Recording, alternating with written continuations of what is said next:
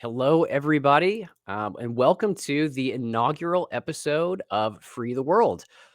Free the World is a new show put on by Students for Liberty to talk a bit about the truths that set us free. And today we're going to be joined by a man by the name of Lennie Jarratt to discuss shifting trends in education. We're going to look at homeschooling and alternative schooling options and talk a bit about how the COVID lockdowns affected young people around the world and their their academic performance. So real quick, I'll introduce our guest and then bring him on. Lennie Jarratt is the data and evaluation manager with ACE Scholarships, where he manages the data collection and research for their efforts in 13 states. He's the former director of the Center for Education Opportunities at the Heartland Institute and the former managing editor at Champion News. He's also the former managing editor of Education Matters.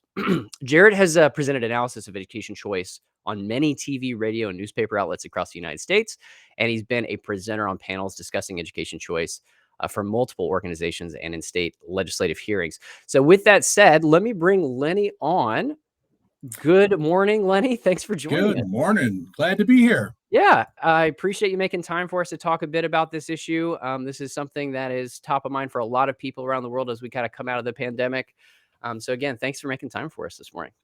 Oh, my pleasure to be here. I love talking about school choice. We could talk all day if we needed to. Awesome. I'm about it too. Okay. Well, why don't we jump straight into it, Lennie? And I'll start us off by kind of kicking off the context of a study that just recently came out. So in October, the National Assessment of Educational Progress revealed that setbacks among almost 500,000 fourth and eighth graders were hinting at really bad low quality in remote learning. So, just in a nutshell, I think the ACT scores between 2021 and 2022 saw the single biggest year drop in 10 years.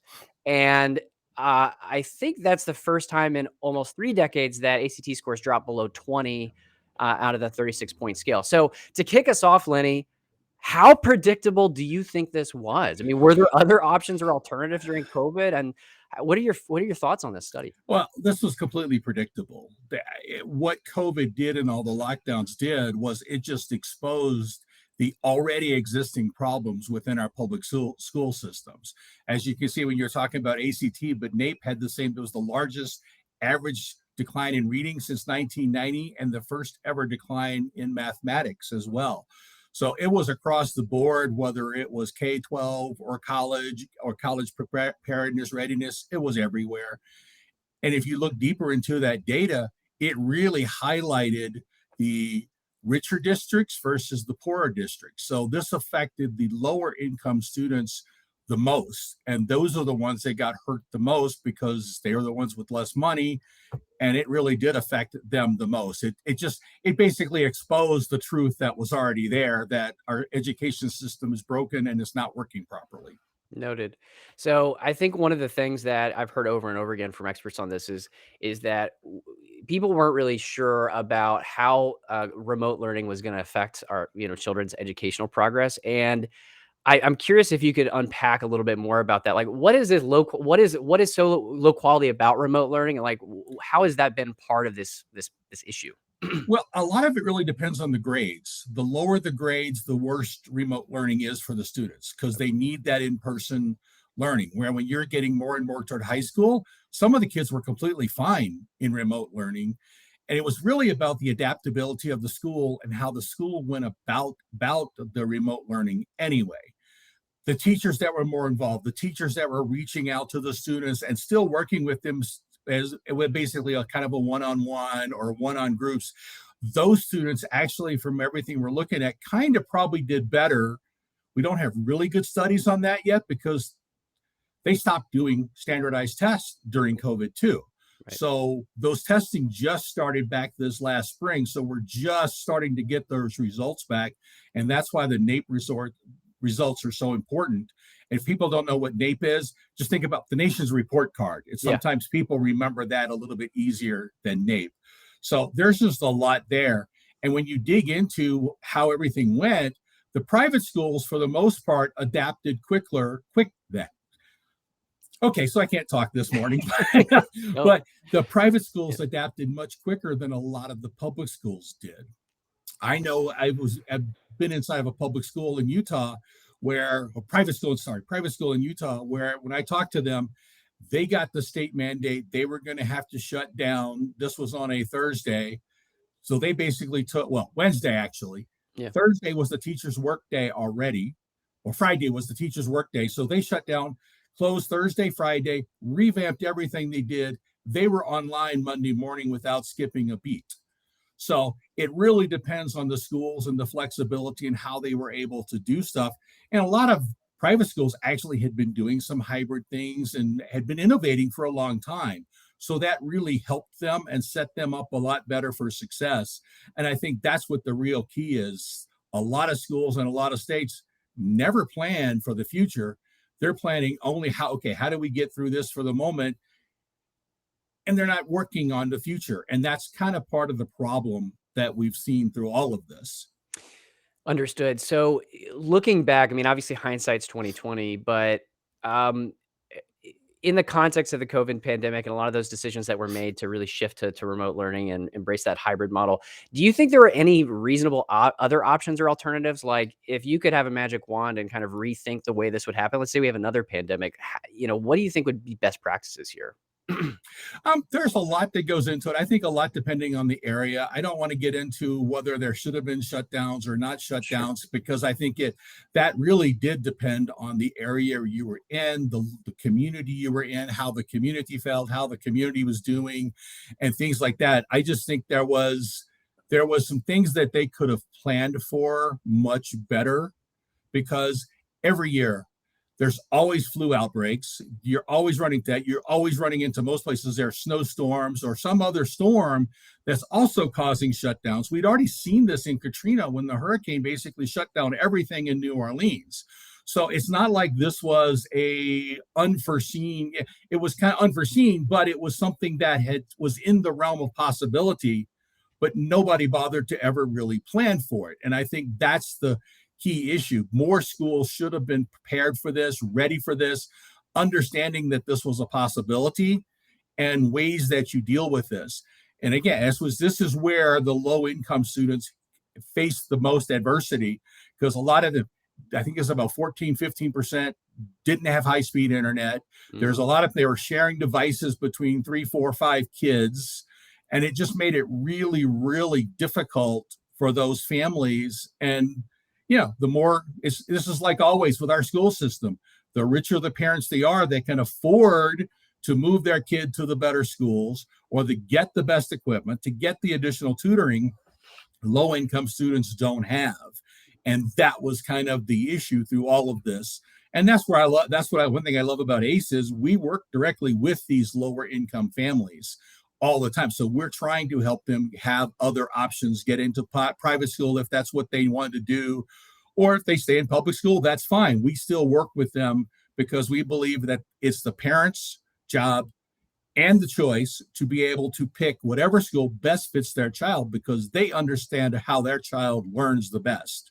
Makes sense, and that's actually interesting context for, one of the other topics that I wanted to talk about, which is really centered around school choice. So, just for context, in, 2020, there was a massive uptick in people switching to private schools, charter schools, homeschools.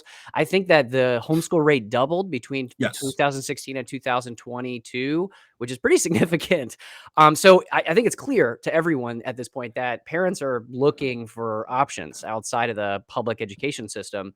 So, with your expertise looking at this and working at this as long as you have, what have you seen around the country, around the world? And do you think this trend is going to continue upward and continue to accelerate? I think there's definitely going to be a continuation. There's also an uptick in micro schools, really small, specialized schools. Those are really taking off, and states are looking at how they can fund them. And of course, they're also looking at how they can regulate everything because that's what states do, unfortunately.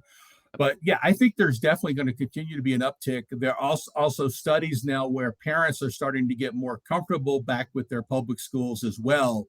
But I think there is still going to be a concerted push for innovation, better ways to educate, because parents got to see how their kids were actually learning during the pandemic, which was one of the best things that could have ever happened.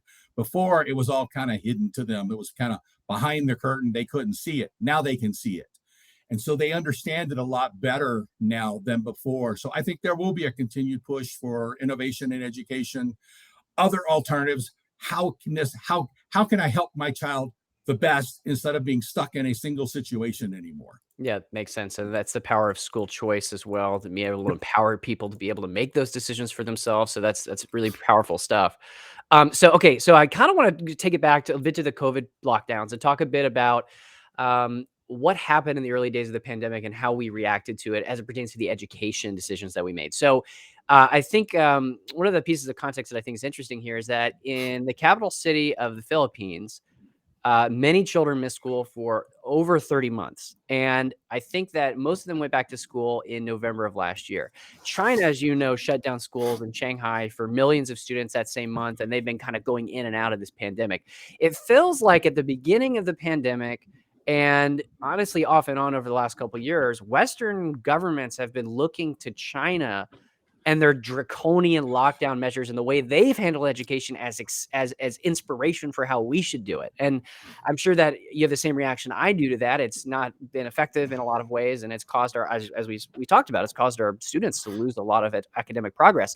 So, what do you think finally changed to make Western governments kind of change course there and abandon that lockdown shutdown model? Do you have any commentary on that? Yeah, I think it really boils down to the parents and the local communities. The parents wanted different options. The parents were looking at how to get to private school. We saw the doubling of homeschooling, the advancement of micro schools, the pods, the education pods, where a family or two would get together and start sharing, teaching their own kids. I know teachers that actually took a year leave of absence to stay at home, and two or three families were basically paying that teacher to start an education pod. So I think it was the parents that kind of pushed for this thing and made people start looking at different avenues of, okay, how can we solve this in a different manner? And I think that's what pushed the innovation and pushed whether legislators wanted to do it. I know schools that stayed open the whole entire time just Mhm. because that's what their parents were demanding. So they had schools that never closed, or they worked out a sharing system where one week these school kids came to school, the next week a bunch of other kids came to school. They figured out a solution to make sure they were still doing the in-person learning that the parents were demanding, and that for the most part kids needed. And I know you mentioned learning loss. Yeah. It was basically, from whatever the studies we've seen, there was like 13 weeks to 22 weeks of learning loss just here in the United States. Don't know a lot about the test scores overseas yet, because PISA, that does really the international OECD rankings, delayed their testing. They just are actually did that again this year. So we won't get the results till next year now. We will get the 2023 results here in another year, and we will see the dynamic of what happened internationally as compared to what happened in the US. And I think that will be great evidence. I love looking at data. So I Yeah. love looking deeper and deeper into the numbers to find out what really happened. And the stories are just, it's very interesting depending on where you're at. I know people like to bash Mississippi a lot for their low test scores, but they've actually been improving. During the pandemic, they actually did very, very well in the like third, fourth grade reading. They actually improved. Louisiana had some anomalies in there too. So it really goes back into how the community handled everything and stuff. And even internationally, you're going to see, I believe, the exact same thing. Each country, how they handled it and how they dealt with the remote learning or and moving into a hybrid learning and how they dealt with that is going to be very interesting data to look at. Unfortunately, I think we are probably looking at still another 3 or 4 years before we actually have enough evidence to really say, okay, this worked, this didn't work. Right now, we're still working just a lot on anecdotes and what we think and stuff like that. So, Interesting. So, okay, so it feels like you talk about some of these different states have made different decisions, but there are some states that are obviously a lot more oppressive on this, or I say oppressive. You kind of get my point. They're a lot more right. heavy-handed and whatnot. It feels like in 2022 there were a lot of political races that were almost a referendum on public schools and the education choice that parents had. So, for example, school board and city council races in 2022, like the topic of school lockdowns and school choice I kept hearing about it over and over again in the news. I mean, I remember stories, I think it was out of California, where they were throwing parents out because they were frustrated at a city council meeting. There's all these different things that played over and over again. And then you talk about the Virginia's governor's election, that almost felt like a referendum on public schools. And then I think LA, there were areas where there were massive school choice advocates that like took positions of authority in the city council and in the school board. So it's almost been a year since all that played out. It felt like that was kind of playing out there towards the tail end of 2022. What do you think the results have been after that kind of big political movement? Any positive? I think there's been a big shift. I think parents becoming more involved is a good thing. I've dealt with school board races long before this. Well, before my time at ACE, I actually did a lot of work with school board races and dealing with school boards. The problem is most of those races are not going to be long lived, unfortunately, in my opinion, because the teachers union is so strong. And it's just a matter of time before public sentiment starts to shift back. And I think parents, one thing I see a lot of is you've got a lot of parents that are angry. And I absolutely understand why a lot of these parents are angry. The problem is when they're going to school board meetings and they're discussing things and it becomes a matter of they're not really politically engaged or haven't been in the past. So they don't know how to discuss some of these issues. Mm, And I think that's going to kind of backfire as we're moving forward. And I think that's why we've seen some of the polling start to shift on some of the parents on public schooling and their trust in public schooling that went way down during the pandemic. That's starting to shift back upwards now. And I think that has a lot to do with how people are messaging to their school boards and how they're talking about these issues. And they're coming across very, very partisan. They're not coming across as kind of rational, like, okay, this is the problem here. They're not looking at the underlying problems. They're just doing it in an angry manner. And I think that's going to end up hurting in the long run. I think short term, yeah, it's had a great impact. The Virginia's governor's race was one of those that was really did show that because they had a teachers union representative say something really stupid. And it went viral and it made a difference when you're talking about the center, which actually decides most elections. So people have to think about how they're messaging and stuff because your messaging, if you want to actually do this in elections like that, is all it has to be done to the center, not to one extreme or the other. And that's I think one of the things social media actually unfortunately helps. It actually pushes the two extremes instead of pushing people to find realistic solutions. And that's why kind of what I really out of politics and try to stick more with, okay, here I'm working with the data. I can be able to prove what I'm saying. I can do this and I can look at the realistic solutions and go, okay, we have a solution here that both sides should be able to agree on, but they don't because of the anger and vitriol and the extremes coming from both ends. yeah. And I think that's what we've got to start figuring out and teaching people that, hey, you can't be this extreme. You can't always be this angry. Let's look at the real solutions and come to compromises, find where we agree on. I think that's the biggest thing that's been lost in our society today is the ability to come together, find some common ground, and then start working your way outward on the issues to find real solutions. And I think that's really a lot of our problem right now. Yeah, now you won't hear any opposition from me on that. Definitely, the two-party system is like one of the ways that we that fight any sort of solutions. Because I think a lot of the solutions around school choice and are very bipartisan, and it's kind of our like narratives that develop the partisan narratives that develop around it that kind of undermine that consensus, which I think there's broad consensus. Exactly. So, Yeah. I would like to just talk broadly a bit about school choice and kind of how it addresses some of the challenges that we talked about with learning loss and low income families being impacted the most. But before I do that, you touched on something in the governor's race with teachers unions. And I'm curious as to whether you could tell me a little bit about the role that they play in the school choice fight and, any commentary on kind of how they are involved in this discussion.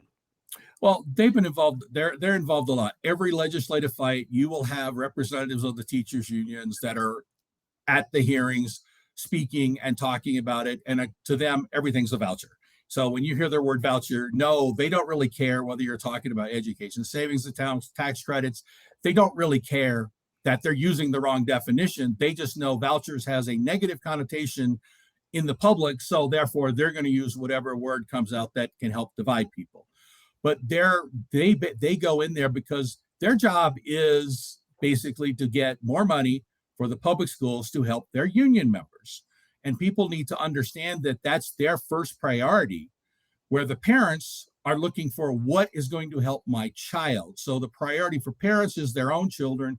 Teachers unions priority is the public sector unions. And that's kind of the difference. And people need to understand that when they listen to teachers unions talk. But they're at every legislative hearing trying to prevent anything school choice from happening, because in their belief, that's taking kids out of their system, which eventually will take money out of the public schools and hurt their members. When in fact, if you look at every study, it actually saves states money. States can actually put more money in. The per pupil spending actually increases in public schools when students leave in school choice programs and stuff as well.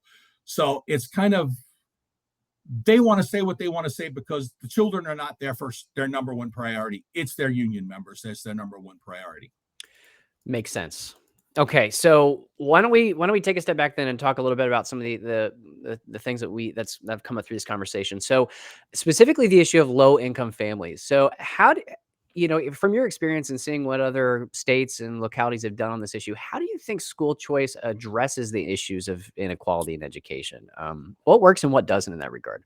Yeah, the majority of school choice programs have almost always started either with kids with learning differences or low income students. That's how almost every single program has ever started. So their goal was to start and help low income students. And that's why ACE started. We started working on kids that were what we call low income. We used to be 185% federal reduced and free lunch based on the federal poverty guidelines. We have actually expanded that with our economy and the way things have worked. We went up to 250% of federal poverty. So you get that lower, the kind of what's typically called the working poor. It's really it's the economically disadvantaged. It's those that can't really get government help, but they don't actually they're still living paycheck to paycheck. This year with our economy, we've actually moved to 350% of federal poverty because of that, because with inflation and everything going on, more and more of the lower middle class families can't afford private school. So really the majority of school choice has been about low income and the lower income levels. It hasn't been about the rich. I know we get one of the myths about school choice is, oh, you're only helping rich people. You're privatizing and subsidizing rich people, which isn't true whatsoever. The people with money, the higher upper and middle class and those that are considered wealthy can move to whatever school district they want. They don't have the restrictions that the low income students have. So they've actually created more of a learning gap because they could move wherever they wanted. They had school choice. They could do whatever they wanted. It's the low income students that don't. And that's what the majority of all school choice programs have done. We have seen recently in the last 2 years now of universal school choice, which is going to be, we'll see how all of this goes, but those programs are just getting started. Arizona finally expanded to universal. Florida just passed theirs. West Virginia basically had theirs. Now you've got Utah, Arkansas, Iowa. They're all starting to pass more universal school choice. And that is going to make the studies a lot more interesting to look at. And again, it's going to take 3-4 years before we see the actual results of that. But school choice, if you look at it, it increases parental satisfaction. Parents actually get more involved in their children's schooling and education. And it really helps the low income the most when you have the ability for parents to be able to choose whatever school best fits their child instead of being stuck in a single system. And as you probably know, if you look back at some of the school choice programs and some of it, the public schools are set up in a way, they actually perpetuated a lot of the redlining that I'm sure you probably understand, but it's for most people, if they don't understand what redlining was, it was how they segregated not by racial boundaries, but by income boundaries. They would basically kind of separate kids based on how much income you have a lot. And of course, that did play a role in racial discrimination as well, Yeah. because we just had, that's just the way our economy is right now. We have a long way to go with our racial diversity and everything as well at this point. Understood. Okay, so taking touching on another trend that came up, was the situation with, like, learning loss and academic outcomes. So we've touched on, the inequality, but how does school choice, broadly speaking, lead to better academic outcomes? Because the students are going into a school that fits their needs. I know of a school down in Texas where they've gone to a model of individualized learning. So a student will come in there 2, 3 years behind, and then they actually are able to find out where they're at, meet the student where they're at, and help them learn and get them past that. ACE on general, we look at our assessments every year. ACE in general, the kids that come into the program for the first time, are typically about 2 years behind in reading and math. In 2 years, we've actually right on stage in reading, and in math, they are now actually above their grade level proficiency in just over 2 years by coming into the private school, where the private school can focus on where they were at and actually do what they're supposed to do of helping those students get them through. And I think that's a lot of the problem with our system. Our system is not really designed to help the low income students or the students that are behind and struggling as much as they claim to be, because there's so many kids, they can't individualize things. They can't really pull the kids out as easy and help them where they're at. And I think that's the idea that school choice actually does. It gives parents the ability, some of these with these programs, not just to pick a school, but to be able to go to tutoring, to be able to individualize where their child is at, to help them learn and get to grade level, to get to where they need to be. And I think that's the biggest feature of school choice. It's not just necessarily picking a school. It's being able to individualize what a student needs to be able to bring them up and catch them up to where they should be. I love it. Okay. So we're about at time, and I want to end the conversation on a positive note. It gives people something to be excited about. So you touched on this earlier about a lot of these fights that are going around across the country on school choice. What do school choice advocates have to be excited about, motivated about? As some parting remarks, can you give us maybe some context on how our listeners, can maybe join in the fight for school choice? Yeah, there's organizations in every single state. All you have to do is kind of search. You come to ACE Scholarships. We have a area, it's act.acescholarships.org, and we have a political geography map where you can actually see where some of the battles are going on, and you can get involved. You can actually reach out to ACE. Even if you're not a parent in ACE, you can still reach out there. Our system allows anybody to come in, and if you're interested, we'll talk and show you how to get plugged in a way that's actually productive.